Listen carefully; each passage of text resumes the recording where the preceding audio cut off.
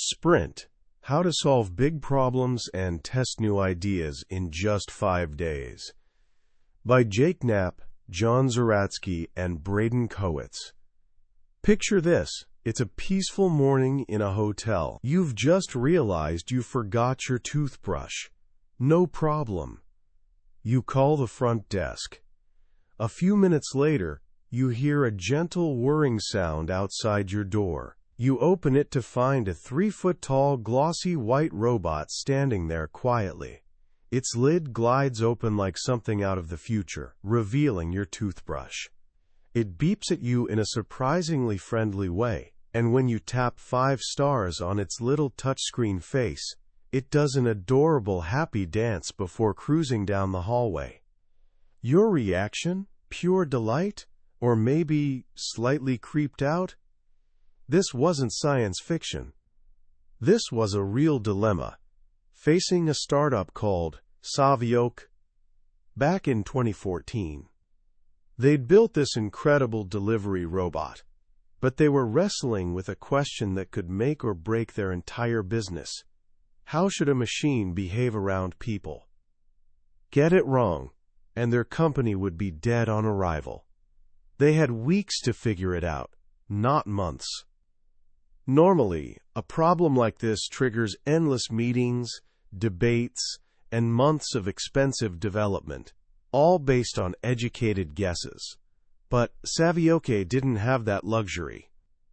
Instead, they used something remarkable. A process developed inside Google that worked like a time machine, letting them leap into the future and see how customers would react to their finished product before they'd actually built it. This process is called the sprint, and it's the brainchild of Jake Knapp. While working at Google, he grew frustrated watching how big ideas were handled. He saw the waste of traditional brainstorming sessions where the loudest voice wins and brilliant ideas die in the noise. He knew there had to be a better way. So he started experimenting, blending the best parts of business strategy, behavioral science, and design thinking into a focused 5-day recipe for tackling tough problems. When he brought this process to Google Ventures, the investment arm of Google, he and his partners John Zeratsky and Braden Kowitz refined it into something powerful. They've now run it with over 100 companies, everyone from coffee roasters to cancer researchers. The book we're exploring today, Sprint, is the complete playbook for that formula. Here's my promise to you.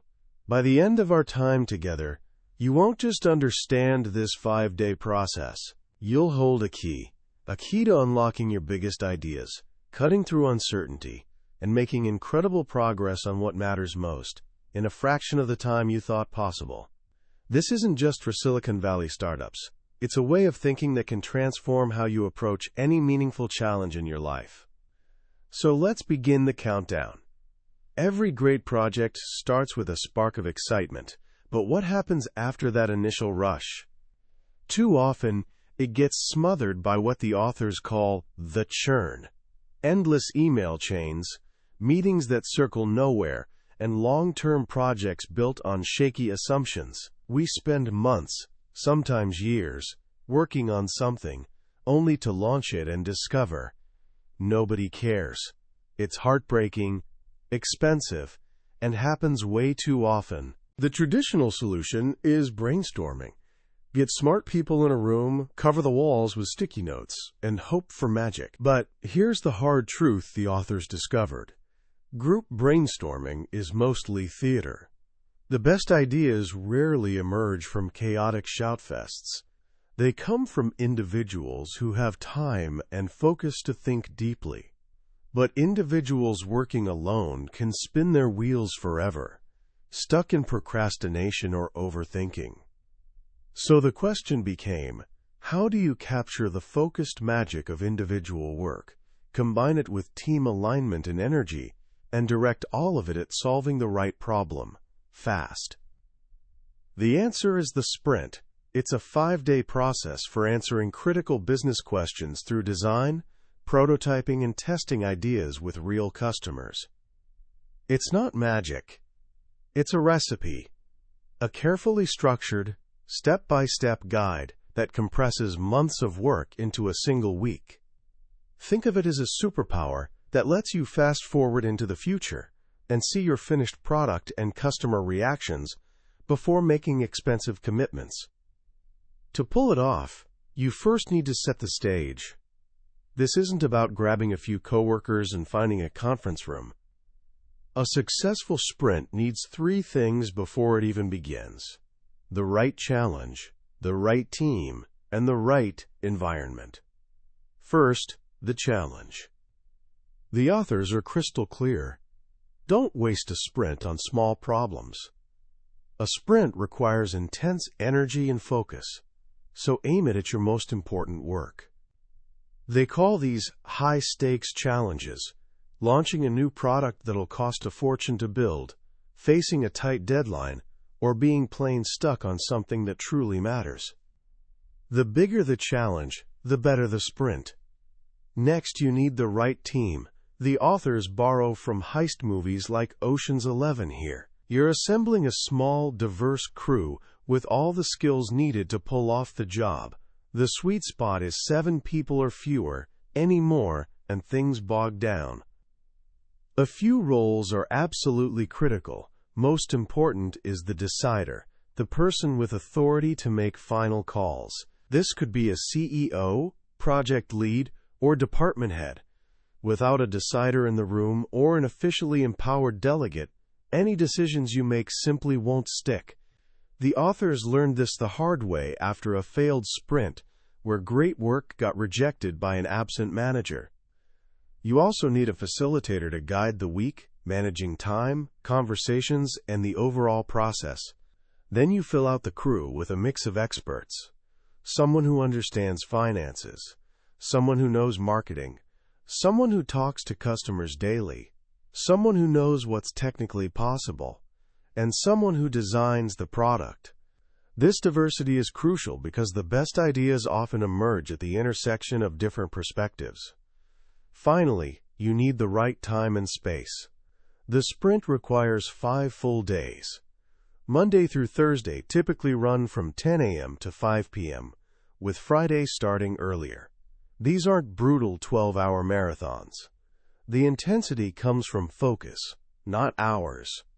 To protect that focus, you create a sanctuary, a single room for the entire week, with at least 2 big whiteboards. These whiteboards aren't just for doodling. They become the team's shared brain, a physical space where all the information lives, visible to everyone constantly. And there's one simple, powerful, sometimes difficult rule for this sanctuary: strict no-device policy. Laptops, phones, tablets, they all get put away. A quick glance at email can yank someone's attention away for minutes, shattering the team's flow. You're not completely cut off. You can step out during frequent breaks to check the outside world. But this rule creates a bubble of pure, uninterrupted focus that's almost impossible to find in modern work life. With the challenge set, team assembled, and sanctuary prepared, the clock starts. 5 days to go from big problem to real answer. Monday is all about building the map. Before you can find a solution, you need to agree on the problem. Monday's structured discussions get the entire team aligned. The day begins with start at the end. The facilitator asks a simple but profound question. Why are we doing this project? Where do we want to be 6 months or a year from now? This isn't a vague mission statement. It's a concrete, optimistic vision for the future. For Blue Bottle Coffee, a specialty coffee company wanting to sell beans online, the goal wasn't just sell more coffee. It was bring a great coffee experience to new customers online, a goal reflecting their commitment to quality and hospitality. This long-term goal gets written at the top of a whiteboard and stays there all week, like a North Star. Then you flip the script and get pessimistic. You ask the team, imagine we travel a year into the future, and this project was a total disaster. What went wrong? This exercise is brilliant. It surfaces all the hidden assumptions and fears lurking beneath the surface. For the Savioke robot team, a fear was that guests would find the robot awkward or confusing. By turning these fears into questions like, will guests find the robot awkward? You create a checklist of the most important risks to address. With destination and dangers identified, it's time to draw the map. This isn't a complex technical diagram. It's a simple, customer-centric story. On the left side of the whiteboard, you list the key actors, different types of customers or users. On the right, you write the successful outcome. In the middle, you draw the handful of key steps connecting beginning to end.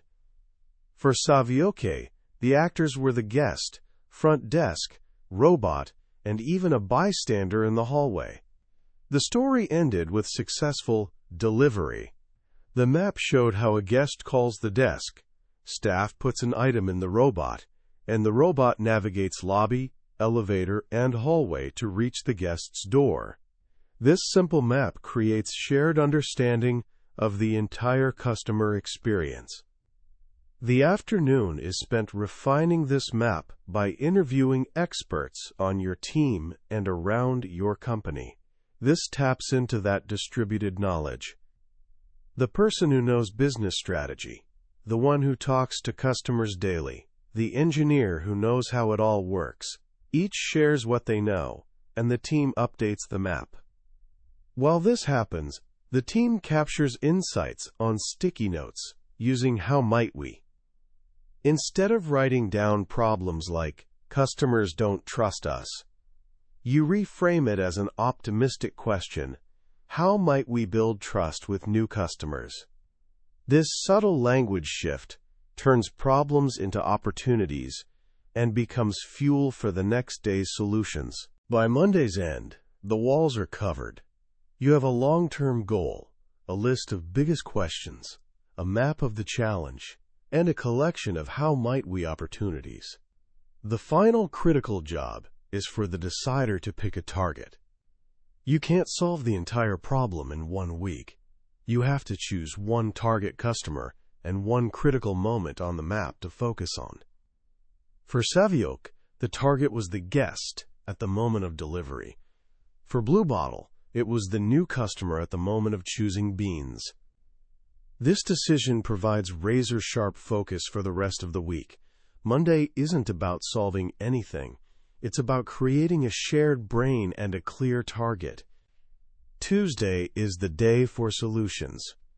Now that the team is focused on a specific target, it's time to generate ideas. But this isn't messy, shout over each other brainstorming.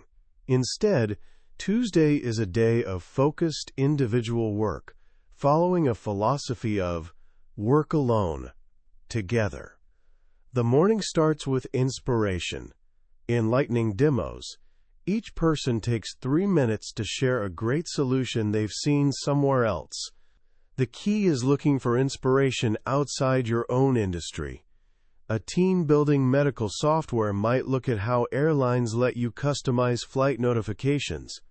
Blue Bottle Coffee, trying to describe their complex coffee beans, found inspiration in how a high-end chocolate company described flavors.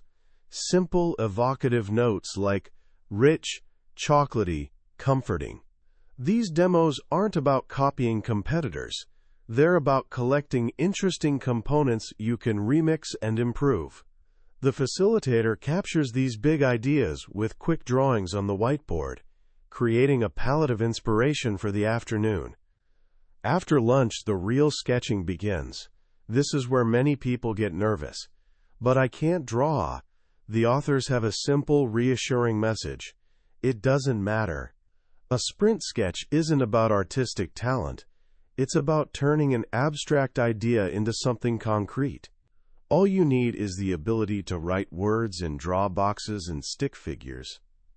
To make it less intimidating, sketching breaks down into 4 steps. First, for 20 minutes, everyone silently walks around the room and takes notes on the goal, the map, the how might we questions, and the lightning demos from the morning. This boots up your brain. Second, for another 20 minutes, everyone jots down rough ideas, doodles, diagrams, sample headlines, just getting thoughts onto paper in a messy, private way.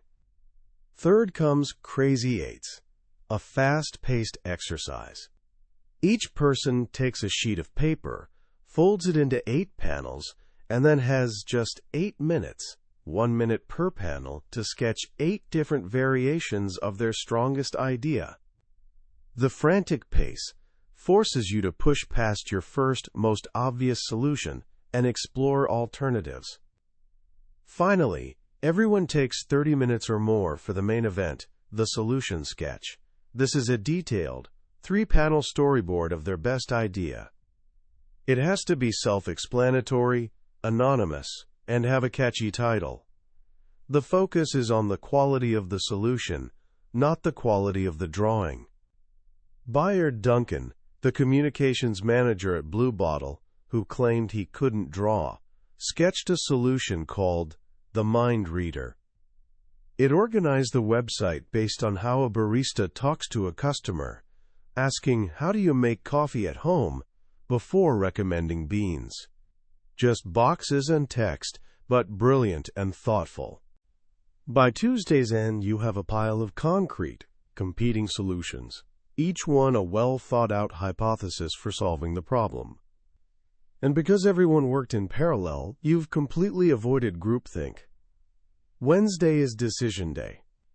You arrive Wednesday morning to a stack of detailed, anonymous solution sketches. You can't prototype and test them all. You need to choose. This could easily spiral into hours of circular debate. To avoid this, the authors created a 5-step process called the sticky decision. It feels unnatural but works incredibly well. First, you create an art museum, all solution sketches taped to the wall like gallery paintings. Second, the team reviews them in silence during the heat map exercise. Everyone gets a sheet of small dot stickers and walks around placing dots next to any part of any sketch they find interesting. No discussion. After a few minutes, clusters of dots appear, creating a heat map of the most compelling ideas, completely independent of who created them or who's best at pitching. Third comes the speed critique. The team gathers in front of each sketch, and the facilitator quickly narrates what it's about and points out heated areas. The team then spends just 3 minutes discussing the highlights. The person who drew the sketch stays silent until the very end, only speaking up to clarify what the group missed. This prevents defensive selling and lets the solution stand on its own merits. Fourth is the straw poll.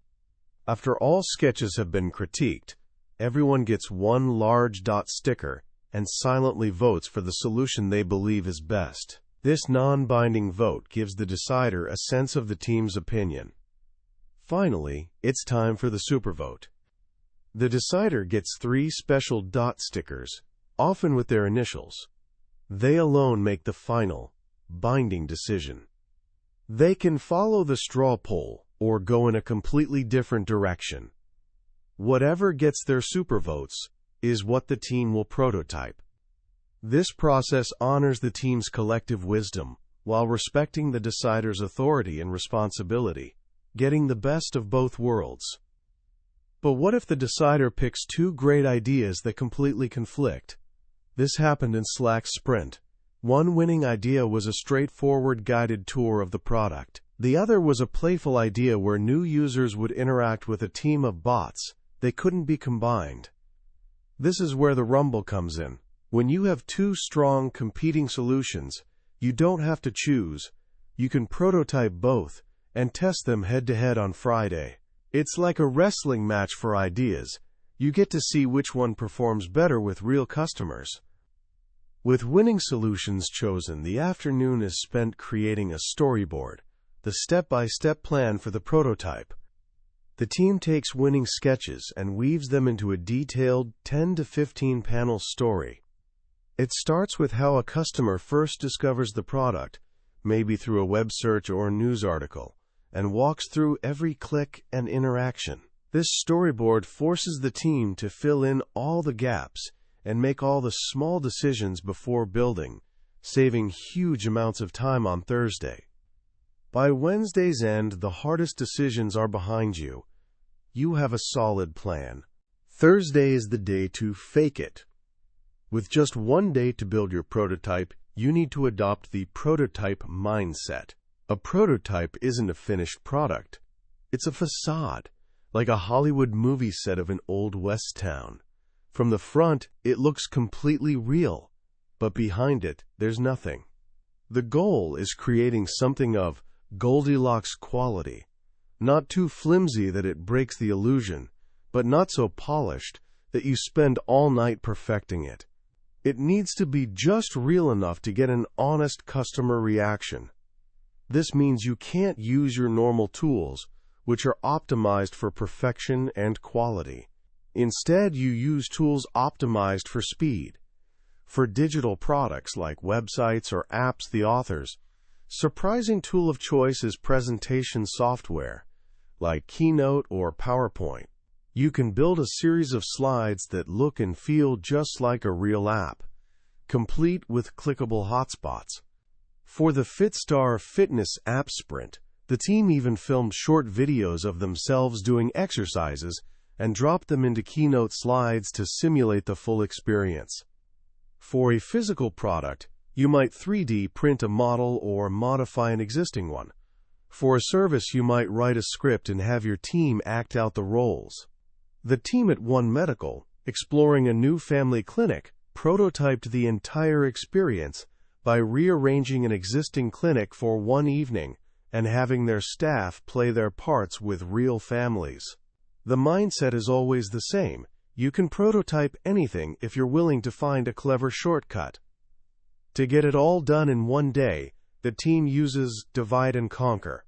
Roles are assigned: makers who create individual pieces, a writer who crafts all the text, asset collectors who find images and icons, and a stitcher who pulls all the pieces together into a seamless whole. There's also the interviewer, who spends Thursday writing the script for Friday's customer interviews, staying separate from prototype creation to remain unbiased. Around 3 p.m., the team does a trial run, walking through the entire prototype to catch mistakes. By day's end, you have something that looks and feels real, ready for its moment of truth. Friday is for learning. This is the day the entire week has been building toward. When you get that glimpse into the future. The setup is simple. The interviewer meets with 5 target customers, one at a time, for 1-hour interviews. In another room, the rest of the sprint team watches a live video feed, taking notes. You might wonder, only 5 customers? Is that enough? The authors point to groundbreaking research by Jacob Nielsen, a usability expert, who discovered that with just 5 users, you can identify about 85% of major usability problems in a product. After 5, you start seeing the same patterns repeat. You're not looking for statistical certainty, you're looking for big, glaring patterns. And 5 is the magic number to find them. The interview itself is a carefully structured 5-act conversation. It starts with a friendly welcome to put the customer at ease, then a series of context questions to understand their world. Then the prototype is introduced, with the key instruction for the customer to think aloud as they use it. The interviewer gives them a broad task, not specific instructions, and watches them navigate the prototype on their own. The interview wraps up with a quick debrief to capture overall impressions. In the sprint room, the team captures every observation, positive, negative, and neutral, on colored sticky notes. At the end of each interview, notes go up on a big grid on the whiteboard, organized by customer and by part of the prototype. As the day progresses, patterns begin to emerge. By the fifth interview, they're often crystal clear. For the Slack team, it became obvious that the guided tour was a flawed success. People understood it but had some confusion, while the bot team idea was an efficient failure. People were mostly just bewildered by it. This one day of testing saved them months of engineering work on an idea that wouldn't have worked. The day ends with the team gathered around the whiteboard, looking at all the notes and identifying patterns. You look back at the sprint questions you wrote on Monday and see which ones you've answered. You don't always get a runaway success. Sometimes you get a flawed success where you know exactly what needs fixing. Sometimes you get an efficient failure where you've learned a valuable lesson and can now confidently move in a different direction. But you can't lose. In just 5 days, you've gone from a big, daunting problem to a clear, data-driven answer about what to do next. You've closed the gap between a great idea and the real world. You've replaced endless debate with a small amount of powerful data. And that's the true magic of the sprint. When you step back and look at the sprint process as a whole, what's truly remarkable is how it respects both individual creativity and collective team wisdom. It's a system designed for humans, understanding that we get distracted, that we have limited short-term memory, that we can be swayed by charisma, and that we often avoid hard decisions. The entire 5-day structure is a brilliant workaround for our own human flaws. The most powerful lesson, deeply relevant today, is its relentless focus on replacing debate with data. Think about how much time in our lives, both at work and outside it, gets spent in abstract arguments. We debate what might work, what customers might want, what the best approach might be. A sprint provides a path to stop talking and start learning. The philosophy is simple. Let's build a quick facade of this idea and show it to real people. Their reaction will be more valuable than 1,000 hours of debate. This prototype mindset is something you can apply everywhere. It's about being willing to create a rough, temporary version of an idea to see how it feels in the real world. A student could prototype a career path by volunteering for a weekend. A writer could prototype a book by writing a single chapter and sharing it. It's a mindset of experimentation and learning, not perfectionism and fear. So how can you start applying this in your own life, right now?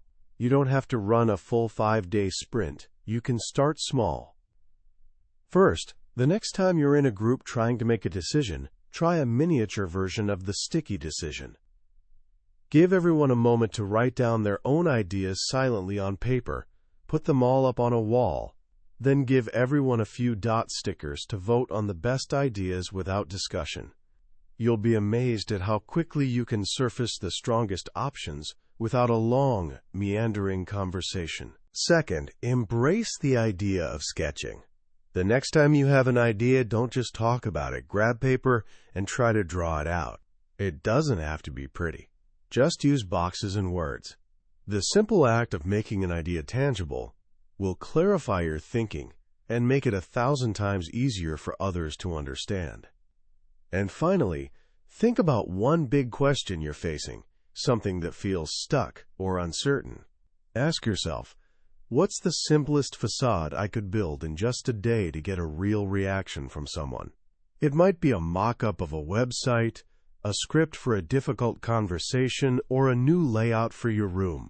The point is creating something you can interact with, something that moves the idea from your head into the world. That was a summary of Sprint by Jake Knapp, John Zeratsky, and Braden Kowitz.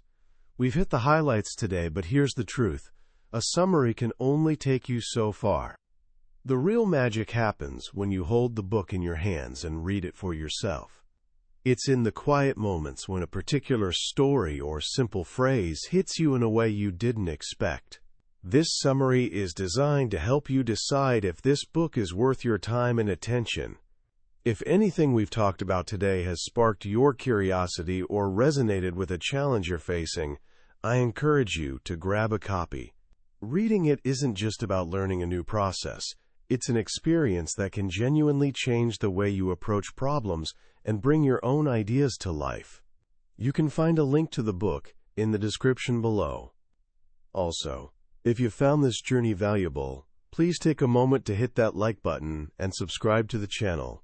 It helps us reach more curious minds like yours and ensures you won't miss our next exploration into another life-changing book from the billionaire's bookshelf. Let's keep growing together.